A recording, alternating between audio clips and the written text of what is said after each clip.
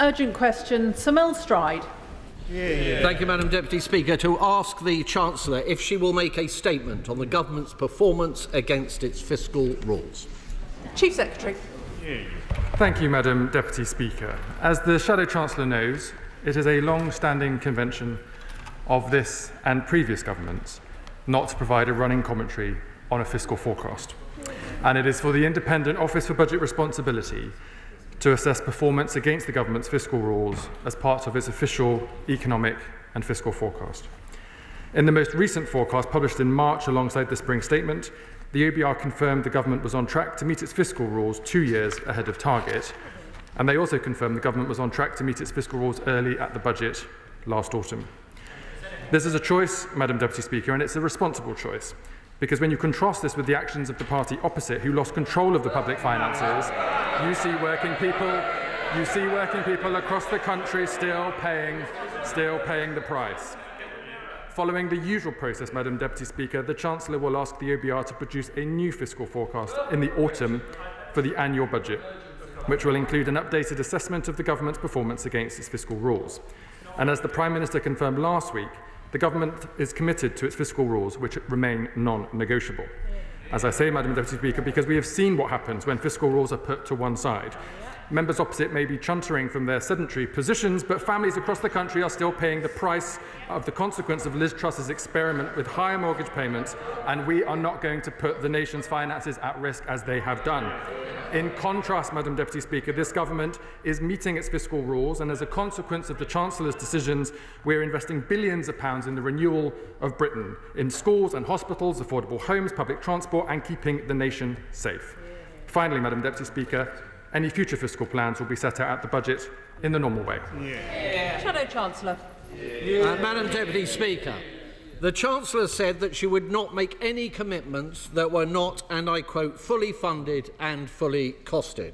But the Chief Secretary to the Treasury has just said that he now expects us to wait until the autumn to hear how they intend to cover the £6 billion of unfunded commitments which their U-turns have run up in the last month alone. A government divided, a government racking up unfunded spending, a government wrecking the public finances. And why is the Chief Secretary not prepared to explain how they will fund these U-turns? Well, there are surely only two possible answers, Madam Deputy Speaker. Either the Treasury have made them without a clue as to how they will be funded, or they do know but are refusing to tell us. Either is completely unacceptable.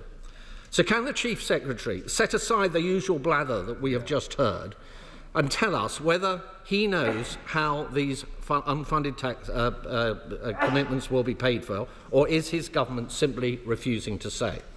Madam Deputy Speaker, the House will also have noted the inherent contradiction in the Chief Secretary sticking to the line that decisions will be made at a fiscal event in the normal way, when that is precisely what the government have not done. By losing control of the finances and of his own parliamentary party, the government has made significant fiscal decisions outside of a fiscal event. So can I ask the Chief Secretary, the Chancellor said that at the budget she would not be coming back with more tax rises. Is this still the position? And will the Chief Secretary rule out a wealth tax, along with reconfirming that there will be no rise in income tax, national insurance or VAT? The Chancellor said she would not extend the freeze on tax thresholds because it would hurt working people. Is this still the position? And can the Chief Secretary confirm that the Chancellor will not be adding to her fiscal black hole by scrapping the two-child benefit cap? And can I also ask whether consideration... The Shadow Chancellor will know the time limit. I'm sure this is his last sentence. It is indeed, Madam. It certainly is now, Madam Deputy Speaker. If ministers are again putting their house back in order, that must start right now with full transparency and proper answers.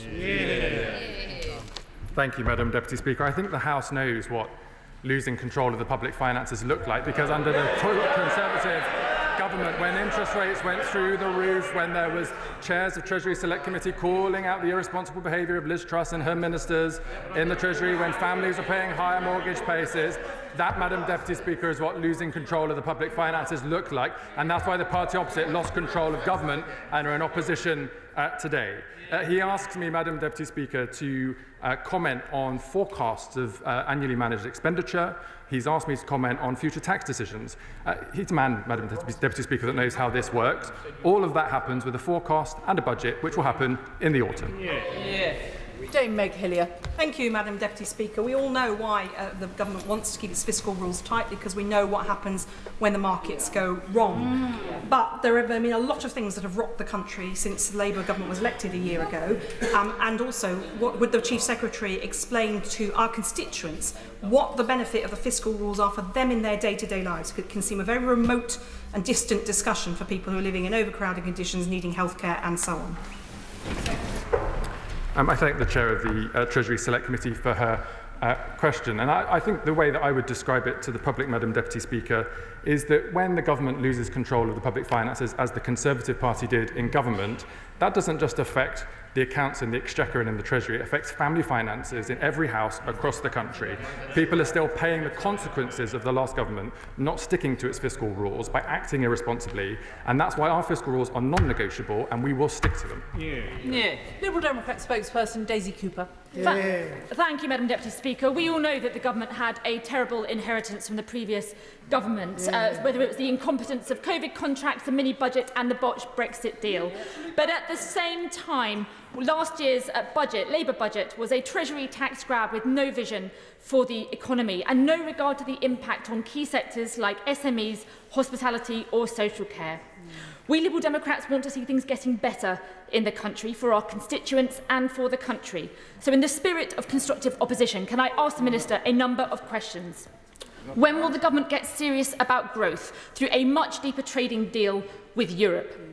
Will the ministers look at fairer revenue raises, such as reversing the Conservatives' tax cuts for the big banks, raising revenue from tech giants, online gaming companies, gambling companies as well? Will the Prime Minister make a public statement to calm the markets and avoid 4 months of speculation about what might be in the next budget? Will the government commission an interim OBR report now? Same strictures apply to the Liberal Democrats. One more sentence. I'm grateful, Madam Deputy Speaker, for your guidance. Could I also ask the government to confirm they will not raid capital budgets to fix crumbling hospitals to pay for day-to-day spending, and could the Minister confirm the date for the autumn budget?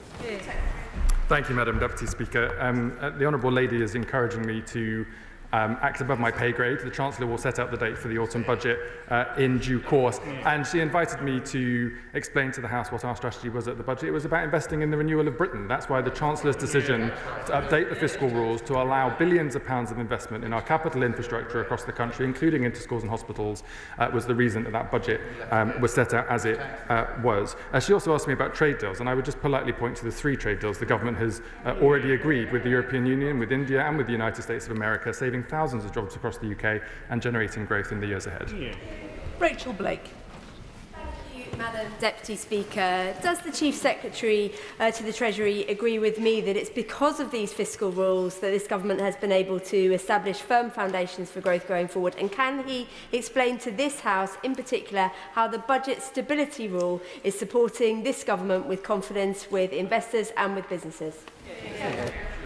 I thank my honourable friend for her question. She knows from her work on the Treasury Select Committee that the fiscal rules are important because it proves that the government is control of the public finances. We saw what happened when the last government lost control. The cost of government borrowing went through the roof, and that takes money out of budgets before you even get to public services like the National Health Service. That's why this government is committed to its fiscal rules and will make sure that they're being implemented. John Glenn. Thank you, Madam Deputy Speaker. The Chief Secretary will be very aware from his previous role as Chair of the Business Select Committee that one of the things that those who create wealth and invest in our economy need is certainty going forward. So before the next budget, will he ensure that he consults with business leaders and a proper impact assessment of whichever taxes he is going to increase is done, so we can minimise the damage that's being done to the productive capacity of the UK economy? The Treasury engages with business leaders and investors all of the time, and the one thing they tell me, Madam Deputy Speaker, is that they're grateful this government has brought back long-term, multi-year budgets, that they've got the fiscal rules, that they're in place, that we're reforming things like the planning system to make it easier to do business in this country, and that as a consequence, business confidence is increasing under this government, having dropped enormously under his government. John Grady. Madam Deputy Speaker, In my constituency, we face a housing crisis, and inflation and out-of-control borrowing costs make it much more expensive to build social housing. Those costs are passed on to tenants. Would my right honourable friend agree with me that that is precisely why the fiscal rules are critical? The fiscal rules are important because when you control the nation's finances, you're bringing stability to family finances. We've all experienced the consequences when, in the past, when governments have lost control and our mortgage rates and our rents have gone through the roof. This Labour government will never let that happen again. Bobby Dean. Thank you, Madam Deputy Speaker. The government committed to one fiscal event a year in the name of economic stability, but by having an OBR forecast and having those constraints in place, it meant they only had one lever to pull, which was spending cuts. This time it meant that disabled people paid the price for it, and the government have had to roll back since. Does the government regret placing these restraints on itself over tax measures when OBR forecasts are published? The government is committed to the independence of the OBR, and it will remain having one fiscal event a year when we'll set out future fiscal plans. Lola McAvoy. Thank you, Madam Deputy Speaker. Does the Chief Secretary agree with me that without the fiscal rules we wouldn't have seen 4 interest rate cuts that have benefited thousands of constituents across the country? I agree with my honourable friend that we've had 4 interest rate cuts under this government. That's good for mortgage holders and renters. We've seen wages increase faster than costs for the first time in many years, and we've seen the ability for the Chancellor to invest billions of pounds into our country whilst keeping markets stable. That is the consequence of stability in our economy, stability in our politics, and the fact that we're implementing our fiscal rules in the way we said we would. Dame Harriet Baldwin. Thank you, Madam Deputy Speaker. With all due respect to the Chief Secretary, the Chancellor really should be here to answer this urgent question, because it's her well-being that the financial markets are extremely concerned about. The financial markets, by the way, which are asking for a 10-year yield now, which is considerably higher than it was after the Liz Truss budget. And so it is really important that the bond markets, which are aware of the hole in the government's finances, know how the government is going to act, because otherwise we will see further fleeing of the millionaires and the wealth creators and the businesses whose investment we rely on for growth in this country. Not entirely sure what the question was, Madam Deputy Speaker, but I think the Honourable Lady is exhibiting that she has learnt some lessons from her party's performance when she was last in government, and maybe she could share that with her frontbench colleagues in due course. Dr. Jeevan-Sander. Speaker, I'm amazed the party opposite have brought an urgent question on fiscal rules. They had 7 sets of fiscal rules in 14 years. I mean, guys, and it is all guys, come on. The reason why they kept missing debt and deficit targets is because they kept cutting investment, meaning less growth, meaning less tax revenues. Does the Chief Secretary agree with me that by investing to grow, we get our debt burden down? True. I thank my honourable friend for his question, and this government recognises that it was because of cuts, especially to capital investment through the austerity years under the Conservative government, that we had such poor productivity in our economy. We're still suffering the consequences of that, and that's why, as the Chancellor said at the budget, we're choosing investment over decline. Brendan O'Hara.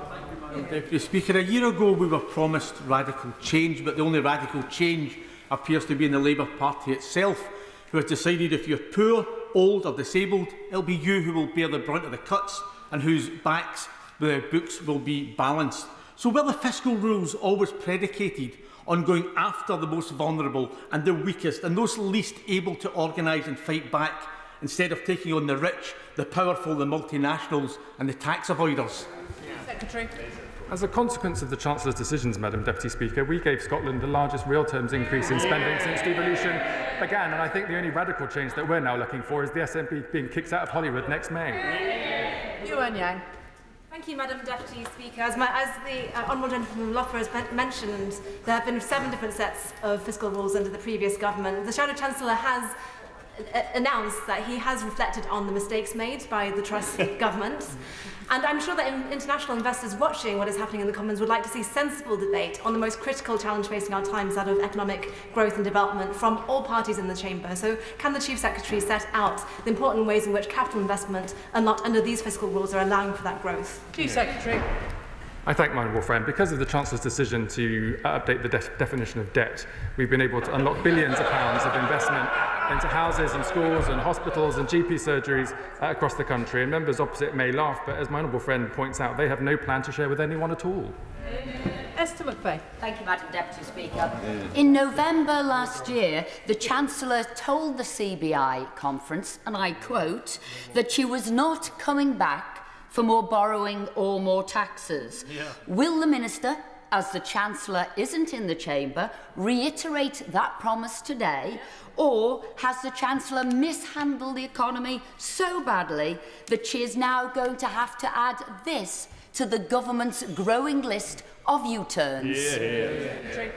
The Chancellor was very clear, Madam Deputy Speaker, that the last budget was a once-in-a-generation budget because it had to deal with the sheer scale of negligence and mess that we'd inherited from the party opposite. I'm very grateful now that we're 1 year into Labour government. We don't have to keep clearing up their mess year after year. Thank you, Madam Deputy Speaker. The opposition have opposed all the tough decisions this government has made to raise revenue, from VAT on private schools to the windfall tax. Has the Chief Secretary heard anything from the Shadow Chancellor about how their plans would interact with the fiscal rules, if they plan on having any fiscal rules at all? Chief Secretary. I might suggest to my honourable friend that the public are grateful not to hear very much from the Conservative Party after 14 years of failure, but I would encourage them, if they wish to be competitive again, they might want to set out what they might actually do with the country. Liz Saville-Roberts. Plans to plunder disability benefits and the decision to hike the national insurance are examples of policies which disproportionately hit Welsh communities. Instead, we need fair policies like a wealth tax on assets over £10 million, ending government subsidies for oil and gas giants, and clamping down on tax evasion. So when will the government's fiscal rules enshrine fairness, where the ultra-wealthy and large corporations pay their fair share? I think the Honourable Lady's missed the fact that this government has changed the non-dom tax status. These are the wealthiest people in our country for many years. VAT on private schools, it's much more expensive now to fly a private jet than it was under the former Prime Minister from the Conservative Party opposite. And as a consequence of the decisions the Chancellor took at the budget last year, we've given the largest real terms increase in spending to Wales since devolution began. And as a consequence of our reforms to the bill coming on Wednesday, we've increased the base rate of universal credit for the first time in many, many years. Chian Wara. Madam Speaker. It's absolutely extraordinary that the Tories have recovered so quickly from their economic mismanagement that they feel able to stop apologising and even to offer advice. If only the economic well-being of my constituents had recovered as quickly. But would the Chief Secretary agree with me that the Office for Budgetary Responsibility, like economists the world over, finds it easier to measure the economic consequences of funding cuts, such as to disability benefit, than the economic consequences of investment, such as investing in people getting into work?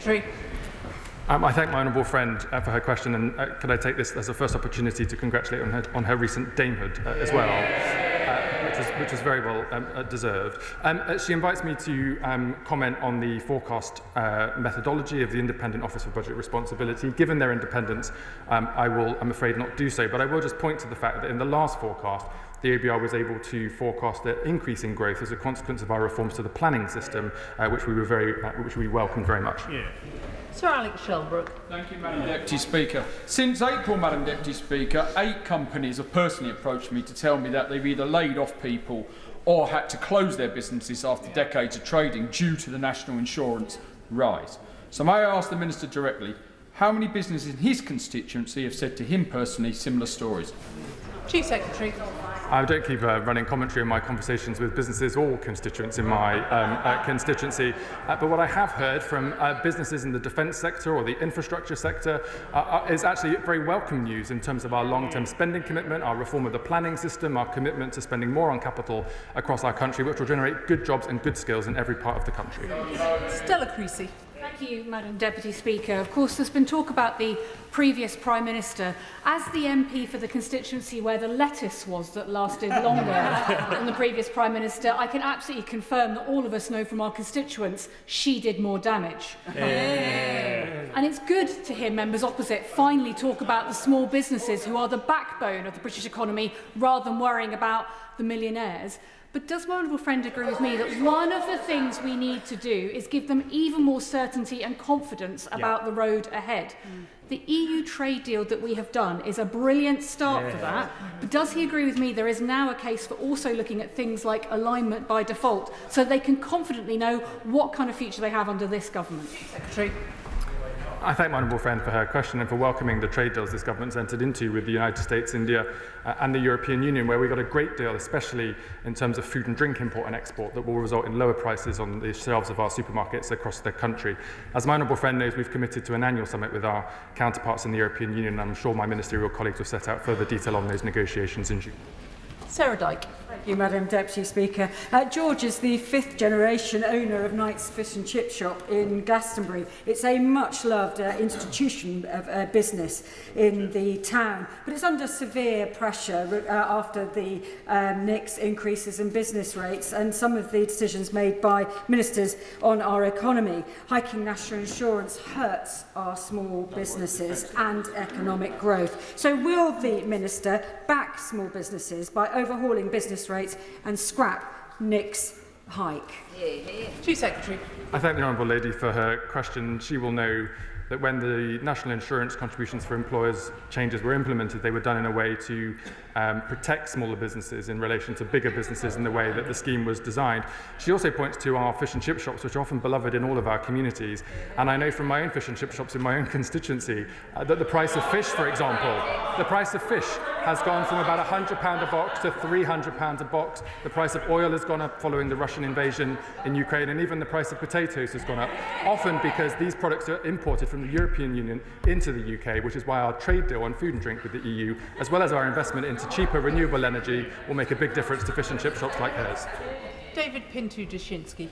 Madam Deputy Speaker, it's always amusing to hear the Shadow Chancellor who presided over a crisis in the welfare system complain about this government's actions to restore fiscal stability. It's like listening to an arsonist complain about the fire brigade. Does my right honourable friend agree with me that it's difficult to take them seriously when they won't tell us what their plans are, or even whether they support the spending laid out in the spending review? I thank my honourable friend for his question, and he's right. Look, if any party opposite wants to be competitive in the next election, they need to set out what they propose to do with the country and how they're going to pay for it. But time and time again, whether it's the Conservative Party, the Reform Party, the Green Party or anyone else, it's all promises of jam tomorrow with no idea about how to pay for it. The public have been burnt by that already because of the last government, and they won't be burnt by it again. Sir Bernard Jenkins. Has the Chief Secretary seen the much longer term forecasts by the OBR for the growth in public spending, the growth in debt rising to over 250% of GDP in decades to come, and the debt interest rising to 12% of GDP? Why does he think, now there is a gaping hole in the government's financial plans because of the votes last week and the U-turns on welfare reform, that he can play for time instead of acting now to give the markets confidence before they lose confidence? The Treasury obviously monitors all OBR forecasts and considers them in detail, but as my honourable friend knows, it's right and proper that the Treasury looks at OBR forecasts in the orderly way when they produce their forecast in line with the fiscal forecast. That's how we bring stability back to the public finances, and that's what we'll be doing. Kanishka Narayan. Thank you, Madam Deputy Speaker. The Leader of the Opposition has elected every member of Liz Truss's Treasury team to her front bench, apart from those booted out by the public. Does my friend, the Right Honourable Chief Secretary, agree with me that a party which has no fiscal strategy but to believe in Liz we trust cannot be trusted on any of it? Chief Secretary.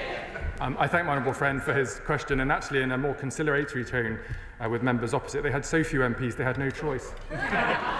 Richard Tice. Thank you, Madam Deputy Speaker. Since the budget, some 270,000 jobs have been lost and borrowing is up tens of billions of pounds. And just last week, the Office for Budget Responsibility has indicated it's going to lower its forecast for the second time since the budget.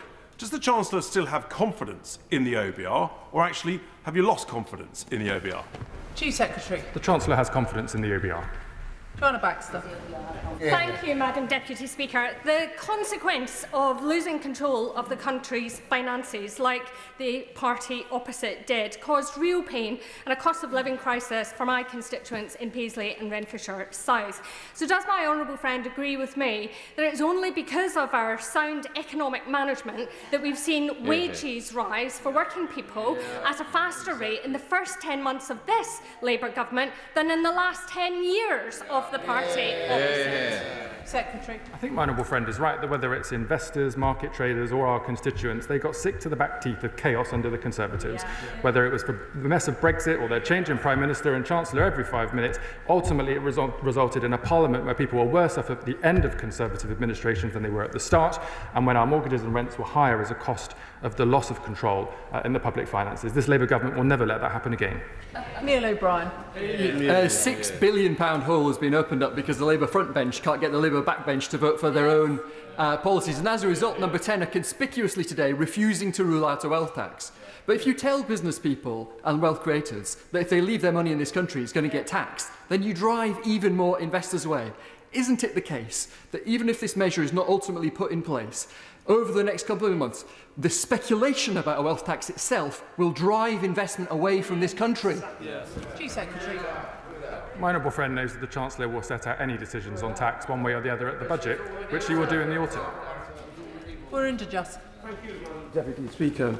Does the Chief Secretary agree that this government has had the courage to make the difficult decisions necessary in an effort to ensure sound public finances and to improve the economy, whilst the opposition has hid behind its mistakes and they have no credible economic plan of their own? I thank my honourable friend for his question. He knows that this Labour government is committed to fiscal stability and political stability because that is what matters for family finances and getting this country back on track after years and years of chaos under the Conservatives.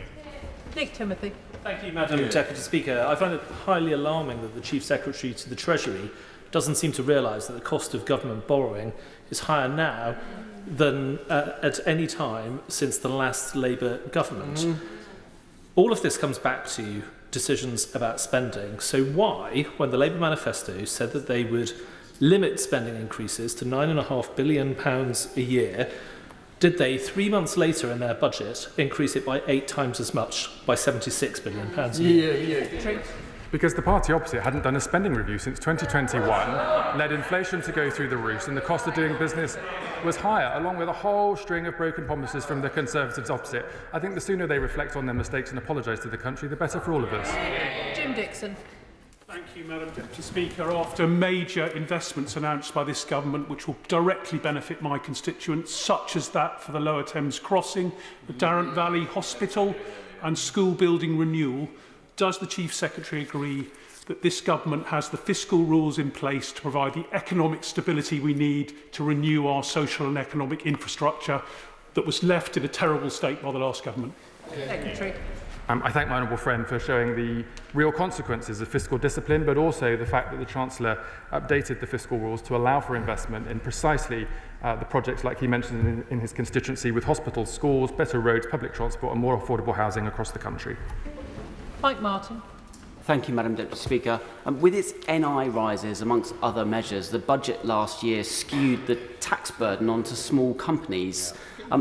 My honourable friend from St Albans has just laid out some measures that would skew that burden towards bigger companies and multinationals. So, seeing as the government's #1 priority is growth, could the Chief Secretary explain to me why we are taxing small companies over big companies? Secretary. I think the honourable member is pointing to the employer contributions for national insurance contributions, which, as I set out to the House, was designed in a way to limit the burden on smaller businesses for bigger businesses paying more. That was the design of the system, and that was the system that the Chancellor put forward. Chris Curtis. Thank you, Madam Deputy Speaker. The only way out of the economic doom loop that the previous government got us into is by growing the British economy again. If the British economy had grown over the past 10 years as quick as the OECD national average, there would be £40 billion sitting more in the exchequer without having to touch spending or taxes at all. They talk about fastest growth in the G7, Madam Deputy Speaker. That is like walking the first 26 miles of a marathon and then bragging about jogging over the finish line. Growth has been unacceptably slow under the previous government. So can he'll let us know what he is doing to get the British economy growing again, particularly changing the broken planning system so we can build more homes and energy infrastructure here in the UK. Thank you, Madam Deputy Speaker. My honourable friend speaks passionately because his constituents know that they were worse off at the end of 14 years of the Conservatives than when they started, and he also knows that this Labour government is committed to making them better off at the end of this Parliament than at the start. That is what our investment in the renewal of Britain is about, and that is what this Labour government will deliver. Dr. Caroline Johnson. Thank you, Madam Deputy Speaker. Madam Deputy Speaker, we all know taxes are coming. We just don't know who they're going to fall on the hardest. The country is nervous, with every family wondering how much it's going to cost them and every business wondering the same. Does the Chief Secretary regret the fact that is leading to reduced domestic spending, reduced business investment and overall dragging the economy down? Chief Secretary. I do not disagree with this government's fiscal policies, no. Andrew Lewin. Thank you, Madam Deputy Speaker. I always listen attentively to the Shadow Chancellor in this place and in his many media rounds, and sadly what is missing is a costed economic policy of his own. So would my right honourable friend agree with me that the Shadow Chancellor might be wise to spend some quality time in his beautiful Dorset constituency over this, Devon constituency, over the summer to actually have some credible policies of his own, because if he doesn't, he's not credible from that dispatch box. I agree with my honourable friend, and it will be a benefit to the whole House that the Shadow Chancellor will be in his Devon constituency for the whole of August. Ayub Khan. Thank you, Madam Deputy Speaker. The Chief Secretary talks about fiscal stability and fiscal discipline. He will be aware that Birmingham City Council, a Labour-run council, is declared bankrupt. I wish some of that skill set would be transferred to some of the people running that. But on a serious note, in Birmingham, we still have a bin crisis. Bin workers are still on strike, and it's forecast that they're not going back to work until Christmas this year. Local businesses, residents are absolutely fed up. On a sincere note, will the Chief Secretary or his staff meet with me and Birmingham MPs to bring this misery to an end? Chief Secretary. I thank the honourable member for his question. I know that he and colleagues in Birmingham are in correspondence and communication with relevant ministers in the Ministry for Housing, Communities and Local Government. I'll just point him to the fact that this government has increased the local government grant by up to £2 billion by the end of this period, by 28-29, and that we've given them again long-term certainty with multi-year budgets for the first time in many years to allow them to plan for the future. Deirdre Costigan. Thank you, Madam Deputy Speaker. I've raised in this House on a number of occasions the many children in my constituency of Ealing Southall sleeping on the floor or on the sofa in mouldy temporary homes due to 14 years of inaction and financial mismanagement from the Conservatives. Does the Chief Secretary to the Treasury agree that it is only because of the fiscal and budgetary decisions that this Labour government has made that we have been able to now invest a record almost £11 billion into building new affordable and social homes for homeless London families like those in Ealing Southall? Can I thank my honourable friend for pointing out the legacy of the last 14 years where so many of our constituents are waiting for secure affordable housing. That's why the Chancellor's decision to update the definition of debt, but also to allow for the creation of a new national housing bank, means that we can direct billions of pounds into building affordable and social housing again, record levels of investment that will make a real difference to the lives of families across the whole country. Lopez. Thank you, Madam Speaker. The Chief Secretary seems to have only one line to survive this UQ on behalf of the Chancellor, and that is to make reference to the former Prime Minister. So can he answer a very, very simple question, which actually we've already heard the answer today? Are government borrowing costs higher now under him or under her in September 2022? Chief Secretary. I refer the lady to my previous answer. Jazz Atwell. Thank you, Madam Deputy Speaker. The party on the benches opposite are responsible for the dangerous dismantling of all our public services, stagnant wages and inflation rates that peaked at 11%. Does the Chief Secretary agree not just with me, but also the former Chancellor George Osborne, who said that the Leader of the Opposition has no credible economic plan, and hence we shouldn't be taking advice from a party responsible for 14 years of degradation? I can reassure my honourable friend we're taking no advice from the Conservative Party on the approach to the economy given their abysmal record. Lincoln Jock. Thank you, Madam Deputy Speaker. Before the general election, the Chancellor said that this would be the most pro-business government ever. She spoke recently at the Times newspaper's CEO summit. And before she was introduced to the CEOs, the host asked how many of them thought that this government is still pro-business, and not a single hand went up. Why did you think that is? Chief Secretary. I wasn't at the event, Madam Deputy Speaker, so I can't comment on those discussions, but I would point the honourable member to record levels of investment in this country, over £120 billion of investment from the private sector in the first year of this Labour government, including, for example, as the Prime Minister said last Wednesday in Prime Minister's questions, £40 billion from Amazon. You can look at water infrastructure, housing, you can look at digital infrastructure. The United Kingdom is a country that people now want to invest in. It's a stable country with a long-term strategy, with lots of great potential and assets, and we're going to be looking forward to working with those business partners and investors to get the best deal for Britain. Luke Murphy. Thank you, Madam Deputy Speaker. The Institute for Government's review of the government's performance against fiscal rules found that the previous Conservative government changed their rules in 2014, 2015, 2016, 2019, 2021, 2022 and 2024. They, in fact, found that all of the sets of rules that existed under the Conservatives were abandoned because at least one could not be met. Does the Chief Secretary agree with me that the party opposite haven't met a fiscal rule they didn't change, break, or in the case of Liz Truss, blow up? Secretary. I thank my honourable friend for his very pertinent question, and it rather begs the question whether the last Conservative government had any fiscal rules at all. And I think based on the experience of all of us paying our mortgages and rent and looking at the cost of inflation at the back end of the last Parliament, the answer was no.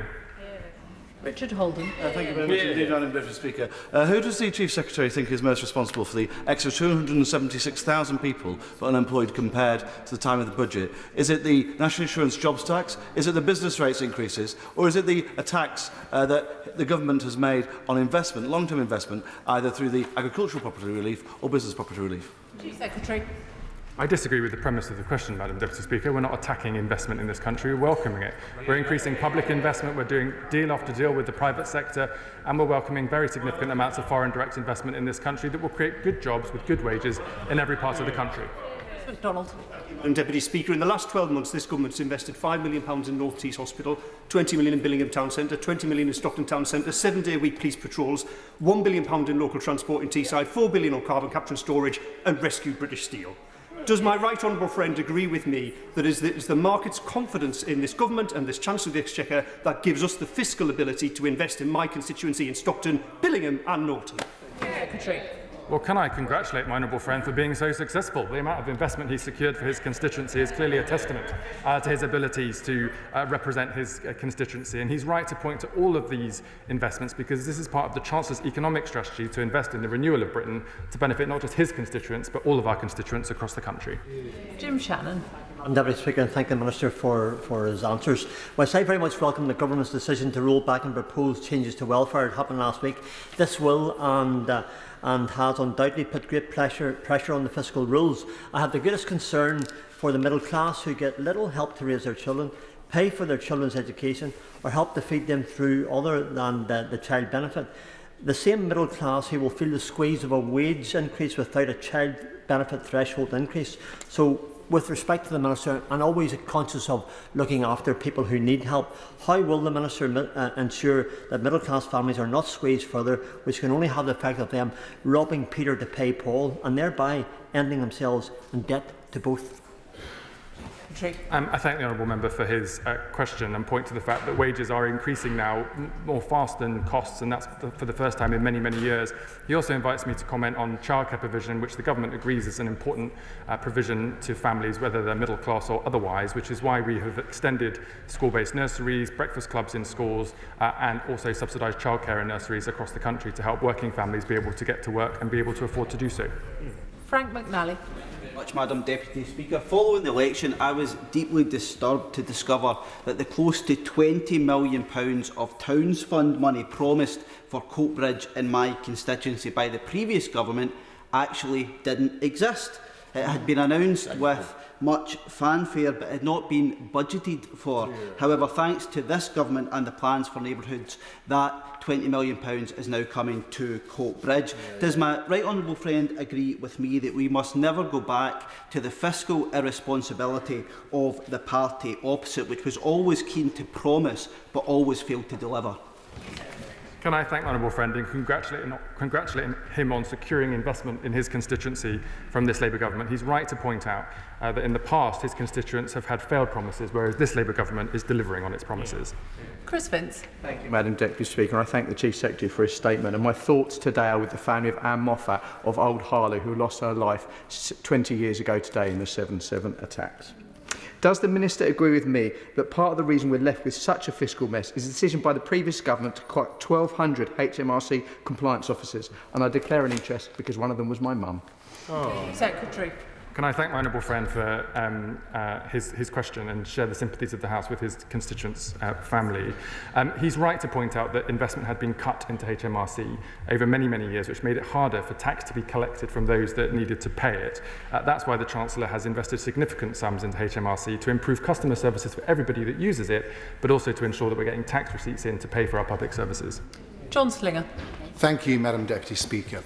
Does the Chief Secretary agree with me that it was the very decisions taken by the Chancellor at the last budget, including on the fiscal rules, that have enabled this government to invest £190 billion in day-to-day spending and £113 billion in long-term investment, and that this simply would not have happened had the party opposite been in power? Secretary. I agree with my honourable friend, and as the House knows, when the Chancellor presented the budget last year, she said that this government chooses investment over decline for Britain. That was reflected in our spending review, which was investing in the renewal of Britain, unlocking billions of pounds of money as a consequence of the fiscal rules that the Chancellor had set out at the budget, in which are non-negotiable and will therefore stay in place. Lawrence Turner.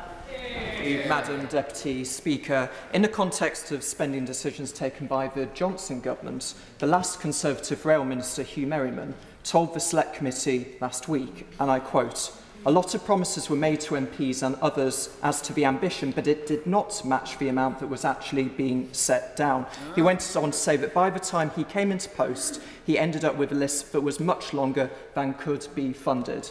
Does the Chief Secretary share my anger at the way that the party opposite tried to take all our constituents for fools? Secretary. I do, Madam Deputy Speaker, and it's good that my honourable friend has been able to raise this testimony from the Select Committee, because it reminds us why the British people were so angry with the Conservative Party after 14 years of failed promises, and why this Labour government will always make sure that we deliver on our promises. Can I thank the Chief Secretary for his answers this afternoon? I will allow a couple of moments for the front benches to swap over.